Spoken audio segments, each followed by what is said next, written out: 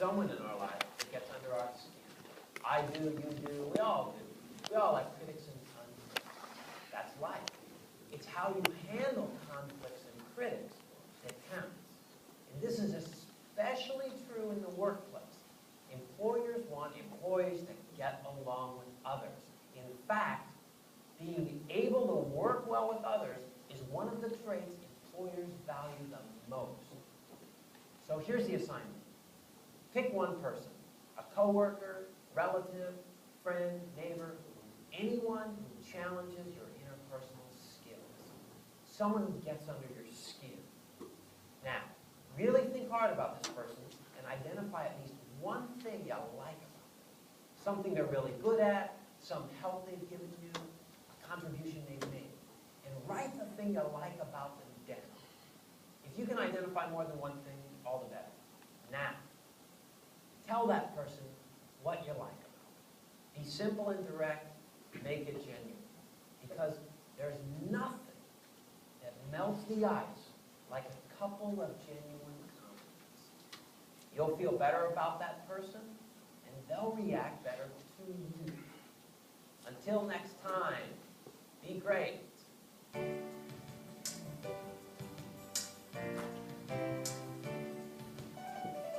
Remember that you already have many of the skills employers are looking for. It's a matter of you learning to recognize and talk about your basic transferable skills. These are the skills that you have that can transfer to many jobs. I think that it's very easy to get so focused in on the skill requirements for a particular job that you may get yourself already, you may go back to school, you may get set up for the job, and then the job disappears, and it's almost as though you have nothing. In fact, the underlying skill requirements really do not change very much. They have a lot to do with communication. Today, more and more work is being done collaboratively in teams. And people who are utter loners and don't communicate very well have trouble with this kind of work. Other skills that are very important in this, I would call it a D-job workplace, are self-management. This has to do with time management. It has to do with being able to lay out a project for yourself and keep yourself on track. It has to do with knowing how your part of the thing fits in the whole. These things are very, very important. I think communications and self-management probably underlie a lot of the different projects and jobs that people will have. Let's see an example of a job with transferable skills. If you work as a lab technician, you might think of your transferable skills as research, analysis, and an ability to interpret technical data. Can you think of an industry that might need these skills outside of the laboratory? How about marketing or television programming? Again, the skills you use for your work now can be transferred to other industries. It just takes a little rethinking on your part. These are skills that are in demand by employers in many different industries outside of scientific research. You might use a technical report you helped produce as proof of your skills. Let's take a look at some of your transferable skills. Take out your personal career profile to write down your responses. What skills did you learn in your most recent job or school project? Write down the 5 most important skills you use often at work or at school. Now circle those skills that could be transferred to another line of work. For instance, I transferred my skills in classroom teaching to teaching on television. You may find this to be a difficult exercise, especially if you're in a job you don't really enjoy.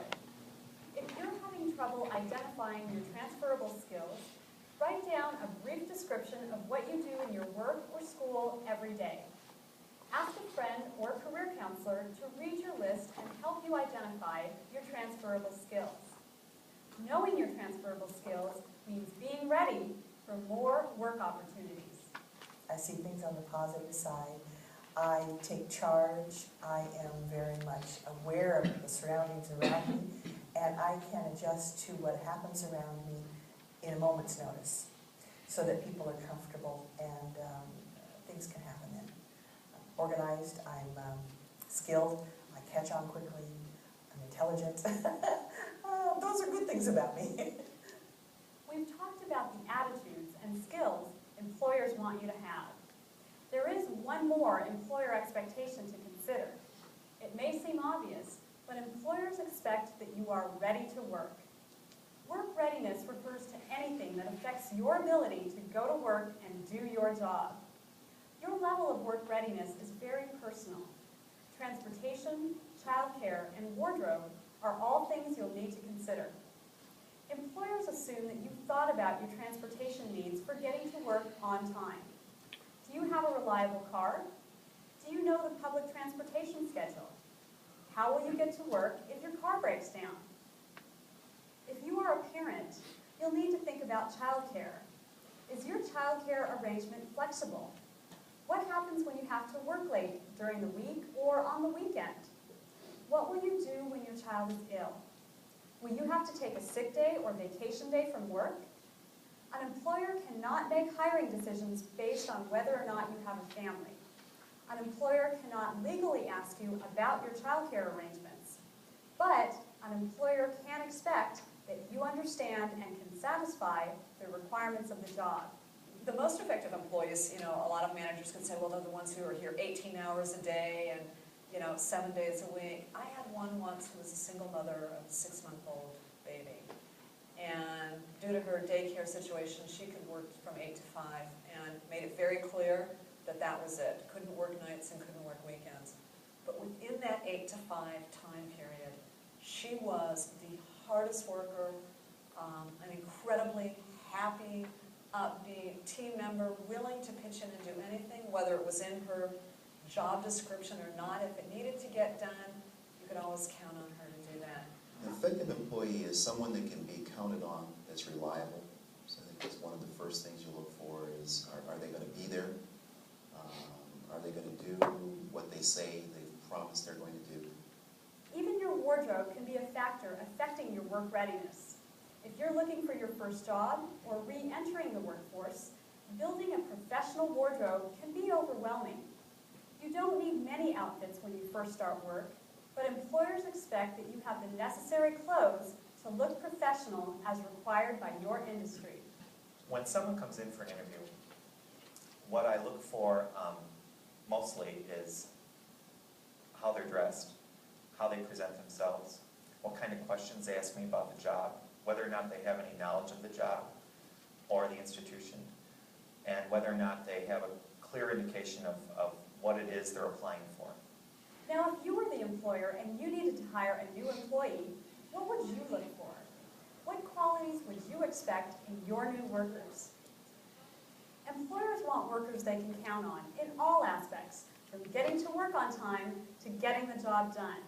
Can you come to work and really stick your neck on the line every day? Are you prepared? I see so many people come into a meeting, young people in particular, without a piece of paper in their hand.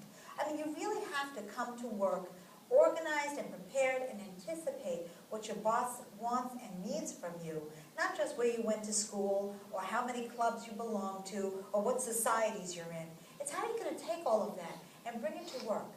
So now you have an idea about what employers are looking for: a basic education, communication, and self-management skills.